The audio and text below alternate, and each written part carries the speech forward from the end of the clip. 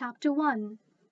At the end of the century before last, in the market square of the city Baltes, there stood a boy with a hat on his head and a coin in his hand. The boy's name was Peter Augustus Duchesne, and the coin that he held did not belong to him, but was instead the property of his guardian, an old soldier named Vilna Lutz, who had sent the boy to the market for fish and bread. That day in the market square, in the midst of the entirely unremarkable and absolutely ordinary stalls of the fishmongers and cloth merchants and bakers and silversmiths, there had appeared, without warning or fanfare, the red tent of a fortune-teller.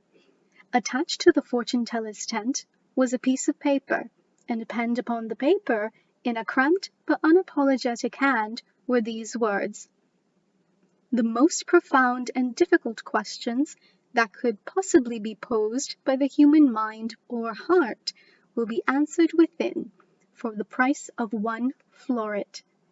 Peter read the small sign once, and then again. The audacity of the words, their dizzying promise, made it difficult suddenly for him to breathe. He looked down at the coin, the single floret, in his hand. "But I cannot do it," he said to himself. "Truly I cannot, for if I do, Vilna Lutz will ask where the money has gone, and I will have to lie, and it is a very dishonorable thing to lie." He put the coin in his pocket, he took the soldier's hat off his head, and then put it back on. He stepped away from the sign and came back to it and stood considering, again, the outrageous and wonderful words. "But I must know," he said at last. He took the floret from his pocket. "I want to know the truth, and so I will do it, but I will not lie about it, and in that way I will at least remain partly honorable." With these words, Peter stepped into the tent and handed the fortune-teller the coin. And she, without even looking at him, said, "1 floret will buy you 1 answer, and only 1. Do you understand?" "Yes," said Peter. He stood in the small patch of light, making its sullen way through the open flap of the tent. He let the fortune-teller take his hand. She examined it closely, moving her eyes back and forth, as if there were a whole host of very small words inscribed there, an entire book about Peter Augustus Duchesne composed atop his palm. "Huh," she said at last. She dropped his hand and squinted up at his face. "But, of course, you are just a boy." "I am 10 years old," said Peter. He took the hat from his head and stood as straight and tall as he was able. "And I am training to become a soldier, brave and true. But it does not matter how old I am. You took the floret, so now you must give me my answer." "A soldier brave and true," said the fortune-teller. She laughed and spat on the ground. "Very well, soldier brave and true. If you say it is so, then it is so. Ask me your question." Peter felt a small stab of fear. What if, after all this time, he could not bear the truth? What if he did not really want to know? "Speak," said the fortune-teller. "Ask." "My parents," said Peter. "That is your question?" said the fortune-teller. "They are dead." Peter's hands trembled. "That is not my question," he said. "I know that already. You must tell me something that I do not know. You must tell me of another. You must tell me—" The fortune-teller narrowed her eyes. "Ah," she said. "Her." "Your sister? That is your question. Very well. She lives." Peter's heart seized upon the words. "She lives! She lives!" "No, please," said Peter. He closed his eyes. He concentrated. "If she lives, then I must find her. So my question is, how do I make my way there to where she is?" He kept his eyes closed. He waited. "The elephant," said the fortune-teller. "What?" Peter said. He opened his eyes, certain he had misunderstood. "You must follow the elephant," said the fortune-teller. "She will lead you there." Peter's heart, which had risen up high inside of him, now sank slowly back into its normal resting place. He put his hat on his head. "You are having fun with me," he said. There are no elephants here." "Just as you say," said the fortune-teller. "That is surely the truth, at least for now. But perhaps you have not noticed, the truth is forever changing." She winked at him. "Wait a while," she said. "You will see." Peter stepped out of the tent. The sky was grey and heavy with clouds, but everywhere people talked and laughed. Vendors shouted and children cried, and a beggar with a black dog at his side stood in the center of it all and sang a song about the darkness. There was not a single elephant in sight. Still, Peter's stubborn heart would not be silenced. It beat out two simple, impossible words over and over again. "She lives, she lives, she lives." Could it be? No, it could not be, for that would mean that Vilna Lutz had lied to him, and it was not an honorable thing for a soldier, a superior officer, to lie. Surely Vilna Lutz would not lie. Surely he would not.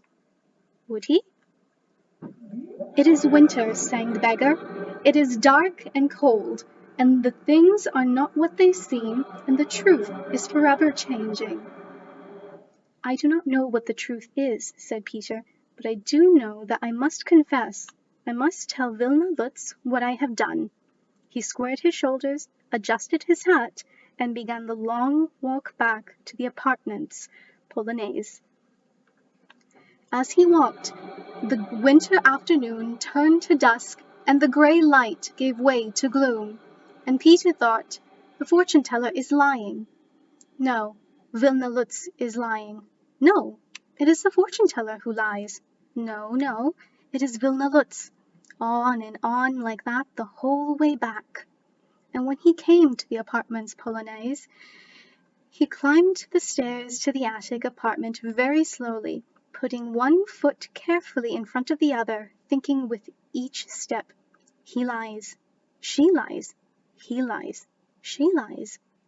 The old soldier was waiting for him, sitting in a chair at the window, a single candle lit, the papers of a battle plan in his lap, his shadow cast large on the wall behind him. "You are late, Private Duchesne," said Vilna Lutz, "and you are empty-handed." "Sir," said Peter. He took off his hat. "I have no fish and no bread. I gave the money to a fortune-teller." "A fortune-teller," said Vilna Lutz. "A fortune-teller!" He tapped his left foot, the one made of wood, against the floorboard. "A fortune-teller? You must explain yourself." Peter said nothing. Tap, tap, tap, went Vilna Lutz's wooden foot. Tap, tap, tap. "I am waiting," he said. "Private Duchesne, I am waiting for you to explain." "It is only that I have doubts, sir," said Peter, "and I know that I should not have doubts." "Doubts! Doubts! Explain yourself." "Sir, I cannot explain myself. I have been trying the whole way here. There is no explanation that will suffice." "Very well, then," said Vilna Lutz, "you will allow me to explain for you. You have spent money that did not belong to you. You have spent it in a foolish way. You have acted dishonorably. You will be punished. You will retire without your evening rations." "Sir, yes, sir," said Peter, but he continued to stand, his hat in his hands, in front of Vilna Lutz. "Is there something else you wish to say?" "No." "Yes." "Which is it, please? No or yes?" "Sir, have you yourself ever told a lie?" said Peter. "I?" "Yes," said Peter. "You, sir." Vilna Lutz sat up straighter in his chair. He raised a hand and stroked his beard, tracing the line of it, making certain that the hairs were arranged just so, that they came together in a fine military point. At last he said, "You who spend money that is not yours, you who spend the money of others like a fool, you will speak to me of who lies?" "I am sorry, sir," said Peter. "I am quite certain that you are," said Vilna Lutz. "You are also dismissed." He picked up his battle plans. He held them up to the light of the candle and muttered to himself, "So, and it must be so, and then so." Later that night, when the candle was quenched and the room was in darkness, and the old soldier was snoring in his bed. Peter Augustus Duchesne lay on his pallet on the floor and looked up at the ceiling and thought, "He lies. She lies. He lies. She lies. Someone lies, but I do not know who. If she lies with her ridiculous talk of elephants, then I am, as Vilna said, a fool. A fool who believes that an elephant will appear and lead me to a sister who is dead. But if he lies, then my sister is alive." His heart thumped. If he lies, then Adele lives. "I hope that he lies," said Peter out loud to the darkness. And his heart, startled at such treachery, astonished at the voicing aloud of such an unsoldierly sentiment, thumped again, much harder this time. Not far from the apartment's polonaise, across from the rooftops through the darkness of the winter night, stood the Billendorf Opera House, and that evening upon its stage a magician advanced of years and failing reputation performed the most astonishing magic of his career. He had intended to conjure a bouquet of lilies, but instead the magician brought forth an elephant. The elephant came crashing through the ceiling of the opera house amid a shower of plaster dust and roofing tiles and landed in the lap of a noblewoman, a certain Madame Bettine Lavon, to whom the magician had intended to present the bouquet. Madame Lavon's legs were crushed. She was thereafter confined to a wheelchair and given to exclaiming often in a voice of wonder, in the midst of some conversation that had nothing at all to do with elephants or roofs, "But perhaps you do not understand. I was crippled by an elephant. Crippled by an elephant that came through the roof." As for the magician, he was immediately, at the behest of Madame Lavon, imprisoned.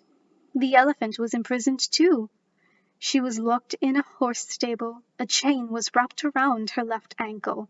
The chain was attached to an iron rod planted firmly in the earth. At first, the elephant felt one thing and one thing only: dizzy. If she turned her head too quickly to the right or the left, she was aware of the world spinning in a truly alarming manner. So she did not turn her head. She closed her eyes and kept them closed. There was, all about her, a great hubbub and roar. The elephant ignored it. She wanted nothing more than for the world to hold itself still. And after a few hours, the dizziness passed. The elephant opened her eyes and looked around her, and realized that she did not know where she was. She only knew one thing to be true: where she was not where she should be. Where she was not where she belonged.